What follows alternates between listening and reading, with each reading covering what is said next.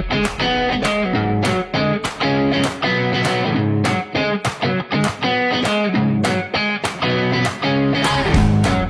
Ezian, salam sukses luar biasa. Perkenalkan, nama saya Niwayan Erlin Jessica Diana Putri dari jurusan F&B Service E Gianyar. Hari ini saya akan membahas 3 tokoh entrepreneur yang telah sukses. Yang pertama ada Hokben yang didirikan oleh Hendra Harifin. Kisah berdirinya Hokben tidak terlepas dari sosok Hendra Harifin. Pada awalnya, Hendra adalah pegawai biasa di salah satu perusahaan otomotif ternama di Indonesia. Namun, selama menjadi pegawai di perusahaan otomotif itu, yang pada tahun 1980-an menjadi perusahaan rekanan Jepang, dia melihat besarnya peluang bisnis restoran Jepang di Indonesia. Setelah melihat adanya peluang bisnis di tengah kekurangan restoran Jepang di Indonesia, Hendra pun pergi ke Jepang untuk membeli hak lisensi Hoka Bento, restoran asli Jepang yang menyajikan bento untuk dibawa pulang. Setelah melakukan pembelian lisensi, Hendra lalu membatalkan diri dan membangun restoran Hokben pada tanggal 18 April 1985. Mengutip situs resmi, cabang pertama Hokben diketahui berada di Kebon Kacang dan berada di bawah bendera PT Eka Bogoanti. Setelahnya, Hendra mengembangkan perusahaannya secara independen diri, induk perusahaan Jepang yang memang sudah bangkrut pada tahun 2008. Artinya, kelahiran Hokben di Indonesia murni berasal dari tanah air. Seiring berjalannya waktu operasional, Hokben di Indonesia berbeda dengan Jepang. Pada perkembangannya, orang Indonesia ternyata lebih gemar makan di tempat dan duduk. Akhirnya Hokben pun menambahkan tempat untuk bersantap dan layanan pesan antar. 5 tahun kemudian, Hokben sudah memiliki 30-an cabang di banyak lokasi di kota-kota besar Indonesia. Sampai sekarang, Hokben masih eksis di Indonesia dan menjadi opsi restoran Jepang dengan 375 outlet cabang yang tersebar di berbagai kota Indonesia. Nilai entrepreneurial yang saya dapat dari kisah tersebut adalah: yang pertama, berani mengambil risiko yang besar; yang kedua, konsisten dan disiplin; yang ketiga, melihat besarnya peluang masa depan. Yang kedua, ada Reka Beauty. Tokoh inspiratif di balik Reka Beauty adalah Jessica Amelia SH. Reka Beauty didirikan pada awal tahun 2018 dengan modal awal sebesar Rp300.000. Lahirlah sebuah brand kecantikan yang kini telah meraih perhatian banyak orang bernama Reka.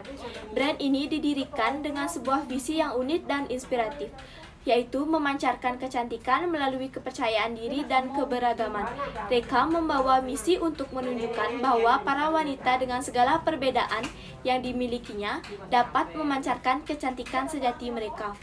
Perjalanan Reka sebagai brand beauty mulai menunjukkan hasil yang signifikan ketika produk lip serum mereka mulai meroket di pasaran.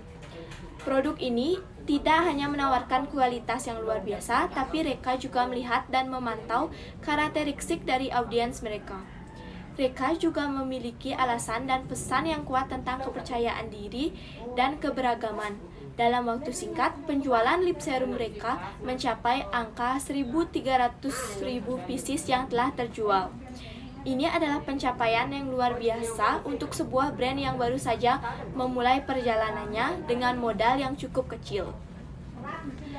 Nilai entrepreneur yang saya dapat adalah: yang pertama, berani memulai dari kecil dengan pandangan jangka panjang; 2, membangun brand yang tidak hanya menjual produk tapi juga nilai-nilai sosial; 3, berani mengambil risiko yang besar. Yang terakhir ada Sushi Philadelphia.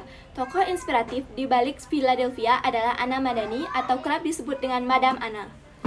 Nama Ana Madani tentu tidak asing di telinga penggemar MasterChef Indonesia. Meskipun tidak keluar sebagai juara dalam ajang MasterChef Indonesia Season 10, Ana berhasil membuktikan bahwa dirinya sebagai salah satu sosok yang layak diperhitungkan di dunia kuliner.